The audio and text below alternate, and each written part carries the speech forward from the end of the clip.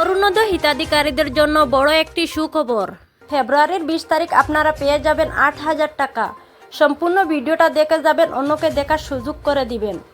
1 জানুয়ারি 2026 মুখ্যমন্ত্রী নিজে পোস্ট করে বলেন, মাঘ বিহু উপলক্ষে জানুয়ারি থেকে ফেব্রুয়ারি এই 4 মাসে 5,000 টাকা একসাথে পেয়ে যাবেন ফেব্রুয়ারির 20 তারিখ। আরও এটা বলেন, মাঘ বিহু উপলক্ষে সরকারের পক্ষ থেকে আরও 3,000 টাকা গিফট পাবেন। সব মিলিয়ে 8,000 টাকা ফেব্রুয়ারির 20 তারিখ 37 লক্ষ মা বোনদেরকে দেওয়া হবে। এখন আপনারা ভিডিওটা শেয়ার করবেন আর নিজেই মামার মুখ থেকে আপনারা শুনে যান কি বলেন মুখ্যমন্ত্রী। মহিলাসকলৰ বাবে এটা খবৰ দিব বিচাৰিছোঁ। নিৰ্বাচনৰ সময়ছোৱাত অৰুণোদয় আঁচনি প্ৰদান কৰা সদায় এটা বিতৰ্কিত বিষয় হৈ থাকে। সেইকাৰণে কেতিয়াবা বিৰোধী পক্ষেও আপত্তি কৰে যে ইলেকশ্যন চলি থাকোঁতে কিয় অৰুণোদয় দিলে।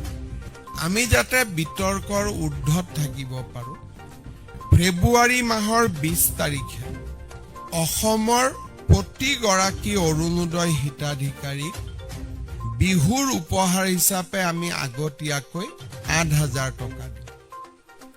তাৰমানে প্ৰতিগৰাকী আই মাতৃ যিসকলে অৰুণোদয় আঁচনি পাই আছে, দে উইল গেট, জানুৱাৰীত আমি তেওঁলোকক নিদিওঁ একো, ফেব্ৰুৱাৰী মাহত একেলগে ফেব্ৰুৱাৰী মাহৰ 20 তাৰিখে একেলগে আগতীয়াকৈ বহাগ বিহুৰ উপহাৰ হিচাপে তেওঁলোকক আমি 8,000 টকা তেওঁলোকৰ বেংক একাউণ্টলৈকে হস্তান্তৰ কৰিম।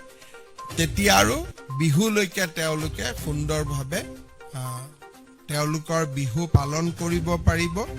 মই আপোনালোকৰ জৰিয়তে অসমৰ আই মাতৃসকললৈকে এই সুন্দৰ উপহাৰটো ঘোষণা কৰিব খুজিছোঁ।